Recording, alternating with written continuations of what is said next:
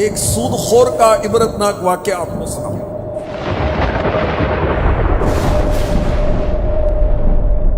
مدینۃ الاولیاء ملتان شریف میں ایک حکیم حکمت کی دکان چلاتا تھا۔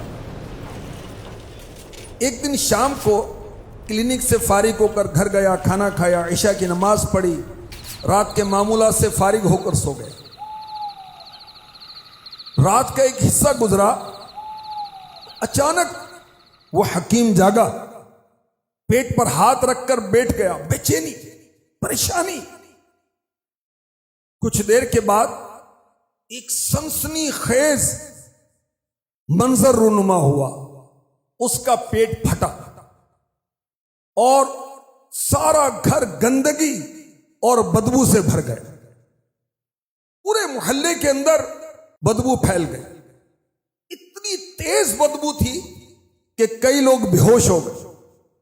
گھر والوں نے میونسپل کارپوریشن کے لوگوں کو راتوں رات بلایا، بدبودار لاش کو کوڑے کرکٹ والی گاڑی میں ڈلوایا، شہر سے باہر پھینکوایا۔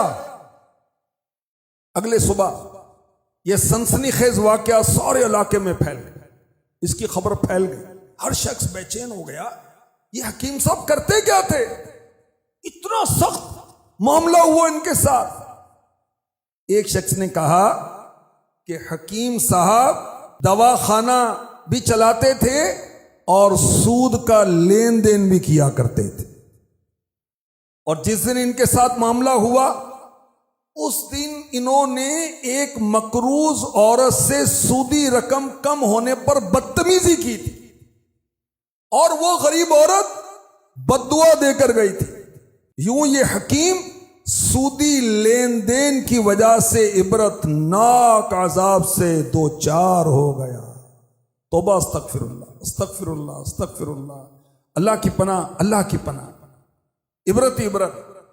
ٹنڈو آدم سندھ کا ایک کپڑے کا تاجر، اخباری اطلاع کے مطابق قبرستان میں ایک جنازہ لایا گیا۔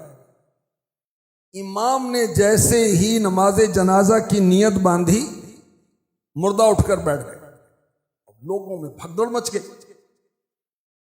امام صاحب نے بھی نیت توڑ دی، کچھ لوگوں کی مدد سے مردے کو دوبارہ لٹایا، مگر دوسری اور تیسری مرتبہ بھی یہی ہوا کہ امام صاحب نیت باندھتے اور مردہ اٹھ کے بیٹھ جاتے۔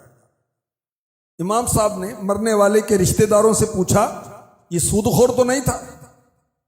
کہ ہاں یہ سود خور تھا۔ امام صاحب نے کہا میں تو اس کا جنازہ نہیں پڑھتا۔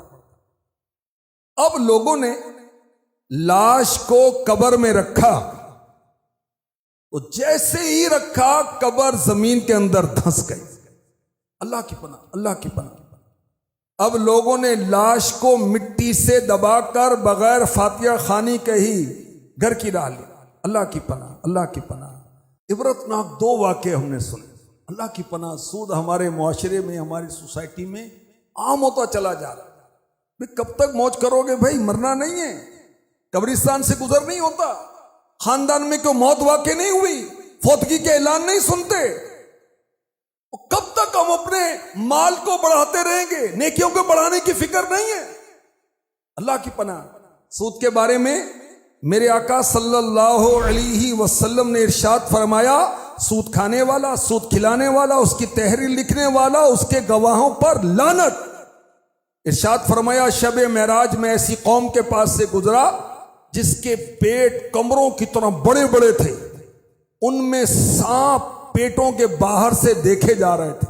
میں نے جبریل امی علیہ السلام سے پوچھا یہ کون لوگ ہیں؟ انہوں نے عرض کی یہ سود خور ہیں۔ ابن ماجہ شریف کی حدیث پاک ہے اور حدیث نمبر ہے 2273۔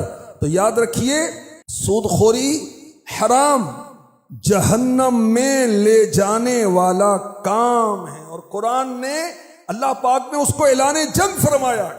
اللہ کی پناہ، اللہ کی پناہ۔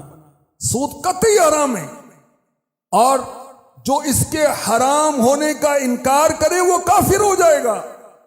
اللہ کی پناہ، اللہ کی پناہ۔ تو سود و رشوت میں نحوست ہے بڑی، قبر میں ورنہ سزا ہوگی کڑی۔